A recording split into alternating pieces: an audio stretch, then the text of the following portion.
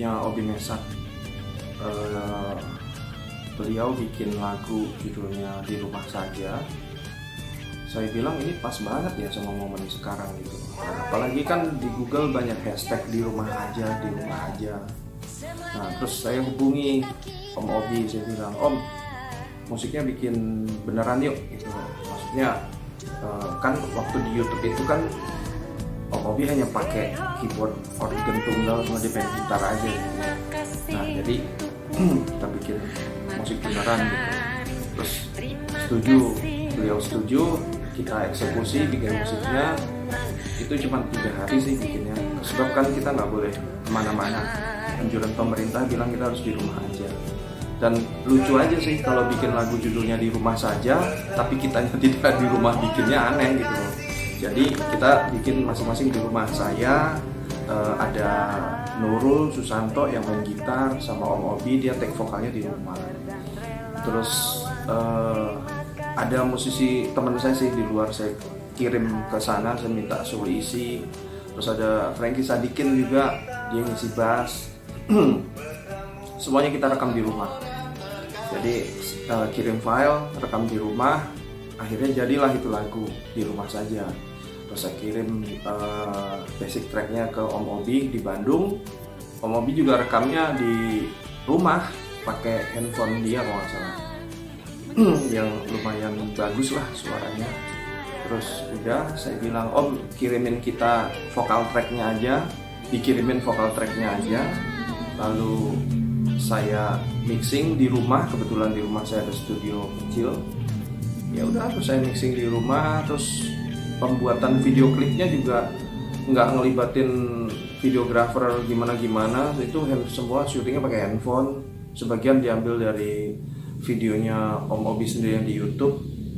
Selebihnya minta Om Obi syuting sendiri di rumah, kita gandeng-gandengin jadi satu. Akhirnya jadi videonya yang buat kita naikin di YouTube itu. Karena momennya pas banget sih, kita di rumah saja dan kita dukung pemerintah untuk di rumah aja, jangan kemana-mana, social distance, jangan pulang kampung, di rumah aja karena pandemi ini kan sangat berbahaya ya penularannya. Nah begitu itu video naik, ternyata direspon sama anak-anak di kantor, maksudnya di kantor JK.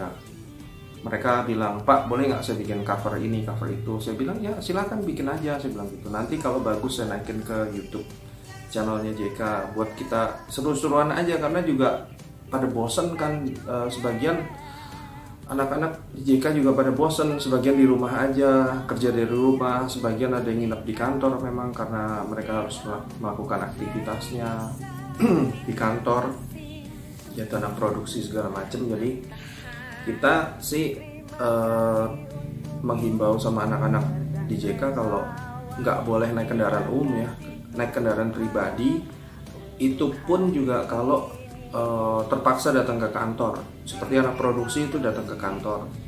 Tapi di kantor cuma 2-3 orang aja sih. Kita tetap stay dengan di rumah aja, stay home, stay safe.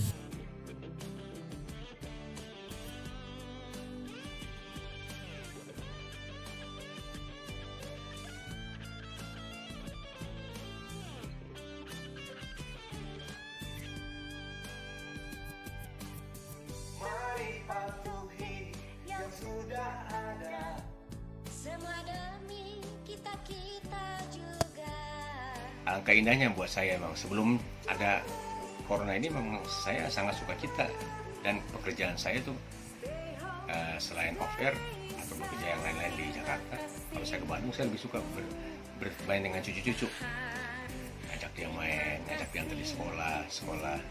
Saya itu bermain-main, kita kemana jalan-jalan, makan. Kami anak cucu saya paling suka main biasa ke mall kan, banyak mainan di sana. Jadi untuk mengisi kosongan itu saya ciptakan lagu ini, Tercetus Beat, yang saya coba awalnya masukin di channel saya sih, karena ingin mengajak semua orang melihat juga dengan tempo yang agak lain, agak sedikit blues ballad ya. Saya sendiri saya bikin di konten YouTube saya. Ketika jadi itu sangat simpel bikinnya, karena memang buat saya pribadi kalau saya bikin lagu tuh kebanyakan lagu saya yang meledak dari tahun 80-an itu nggak perlu lama-lama. Baik itu Hati Yang Luka itu nggak lebih dari 1 jam. Pertama biasanya saya bikin notasi dulu ya, notasi dulu baru liriknya. Nah itu Kisah Kasih di Sekolah, melihat anak sekolah sementara pulang sekolah di depan rumah saya itu tahun 85-an saya bikin dapat iramanya dulu, saya bikin bergumam. Nah, tiada masa paling indah masa-masa di sekolah, tiada kisah paling indah di sekolah. Saya masuk kamar, saya rekam masih pakai tip jadul tuh di Walkman kalau nggak salah semacam begitu. Nah, saya biasa simpan dulu, nanti besok atau baru saya kerjain.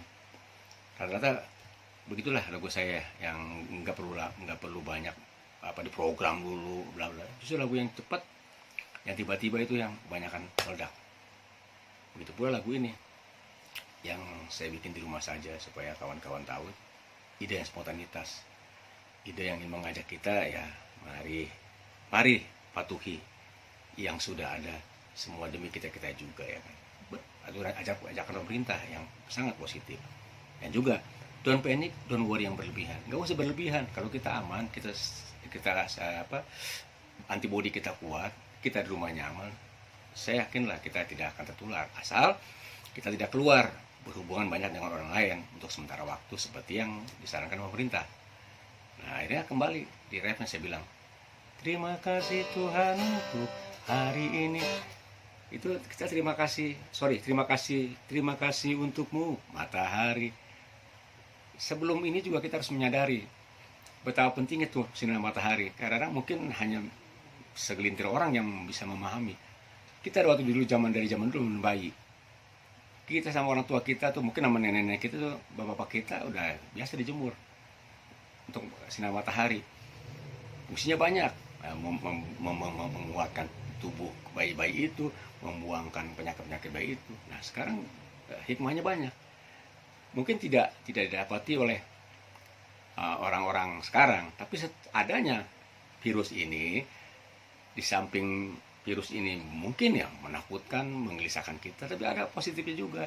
Semua rata-rata di kampung saya ini, di wilayah saya, biasanya mereka tiap hari Minggu lah olahraga kena matahari. Sekarang hampir tiap hari saya lihat di rumah berjemur semua pakai matahari. Tapi tidak apa-apa, belum terlambat. Buat yang tua-tua khususnya, angkatan saya lihat juga mereka semangat sekarang. Untuk apa? Untuk mulai olahraga, mulai menikmati karunia Tuhan, matahari, udara, pohon-pohon apa semua, supaya belum terlambat gitu. Untuk memberikan yang terbaik, ya ada hikmahnya juga. Di bait yang kedua saya bilang terima kasih. Terima kasih untukmu, dokter dan relawan. Dokter dan relawan. Emang walaupun saya lupa, maaf, perawat juga penting. Cuman kan tiba-tiba saya bikin ya, saya refleks dokter dan relawan. Kenapa? Pasti dokter ada perawat, di tengah-tengah perawat. Relawan inilah, relawan. Terima kasih buat kamu semuanya. Kamu adalah pahlawan. Tanpa relawan ini yang mau berkorban waktu dan segalanya, kita mungkin akan banyak korban-korban lagi. Terutama memang dokter spesialis paling di depan lah. Karena semuanya kita rasakan lah, baik dokter, perawat, apalagi relawan. Relawan ini kan dididik bukan seperti dokter dan perawat, ada sekolahannya. Kalau relawan ini seketika mau bantu jadi relawan, dia nggak tahu siapa tidaknya, dia hanya melakukan tindakan menyelamatkan masyarakat. Itu yang sebenarnya buat saya pribadi kasihan relawan. Ya biasanya di rumah mungkin dengan keluarganya, biasanya di rumah pulang pagi ini ketemu, tapi ini tidak. Untuk sekian waktu lama mereka dikurung gitu. Makanya saya sentuh di situ melihat dia gitu. Waktunya terbuang, kerinduan dia tertahan, mau telepon nggak bisa karena pakai APD masker begitu aja, mau minumnya susah, serba rasa bermacam ragam. Jadi buat keseluruhannya terima kasih lah. Mudah-mudahan ini semuanya cepat berlalu, dan saya yakin doa kita sama lah semua cepat berlalu dan kita kembali lagi pada titik awal.